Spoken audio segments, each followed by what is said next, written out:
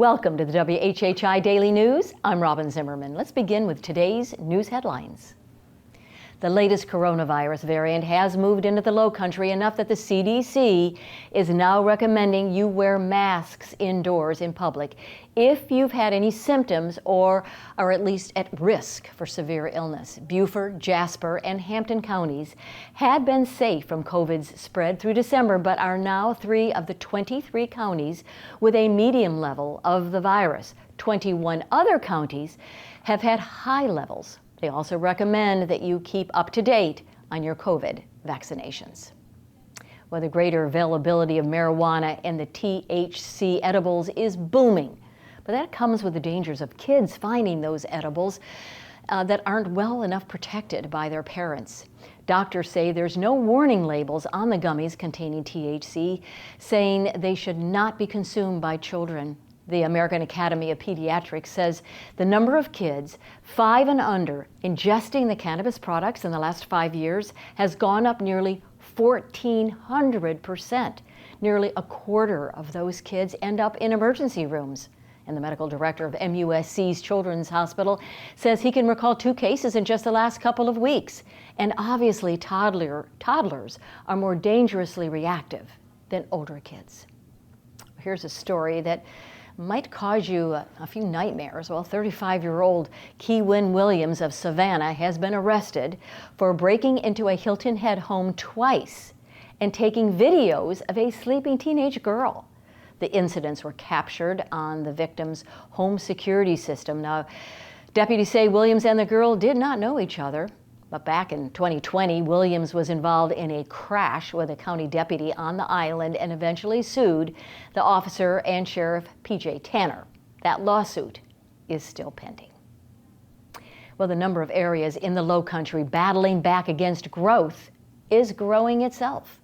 We told you about the residents of St. Helena's Island overwhelming the County Planning Commission last week to likely at least slow down, if not stop, a golf course development.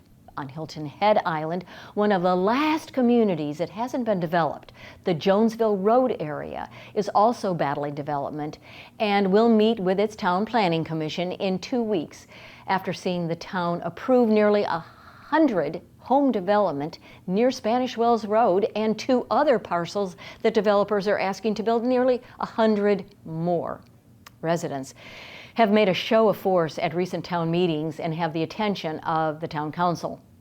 Jonesville Road has become desirable with its marsh views and is one of the only areas on the popular island still available, but it's only about a mile long with only one way in and one way out. Councilman Alex Braun will be with us in a few moments to talk about this issue further. Well, Bluffton is inviting residents to watch the ribbon cutting for the new Reflection Plaza at the Bluffton Police Department and meet new Chief Joe Babkowitz on Thursday afternoon between 3 and 4:30 p.m. at the Bluffton Police Department in Buckwalter Place. The Reflection Plaza is a hardscape with chairs and tables that provides police officers and staff a place to relax away from the pressures of the job. For more information on these stories and many more, please check out the media sources listed on the screen, and remember to follow us on Facebook and Twitter. And please go to our website at WHHITV.com. And if you have a news tip, a story idea, a cool weather photo, or just email it to us at news@WHHITV.com. And now let's check in with sports with Justin Jarrett of LowcoSports. Justin?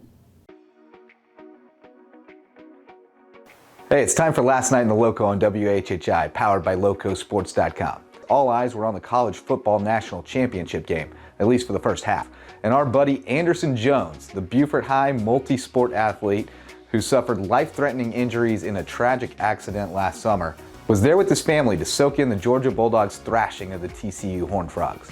In fact, the Jones family was in LA all weekend, enjoying the pregame festivities with VIP access as part of a once-in-a-lifetime opportunity provided by the nonprofit Dream on 3, whose mission is to create experiences of joy, hope, and encouragement for children and young adults with life-altering conditions through the world of sports. Well, mission accomplished. As you can see from these videos provided by Dream on 3, Anderson and his family had the time of their lives.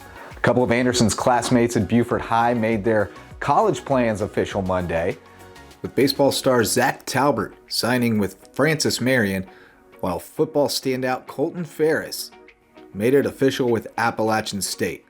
Wes Kerr was there and has a full report at LowcoSports.com. Hilton Christian Academy basketball swept Calvary Day over in Savannah last night. Girls won 56-40 to improve to 15-1, while the boys eked out a tough 52-48 win to move to 13-2. For Lowco Sports and WHHI, I'm Justin Jarrett. Until next time, go Lowco.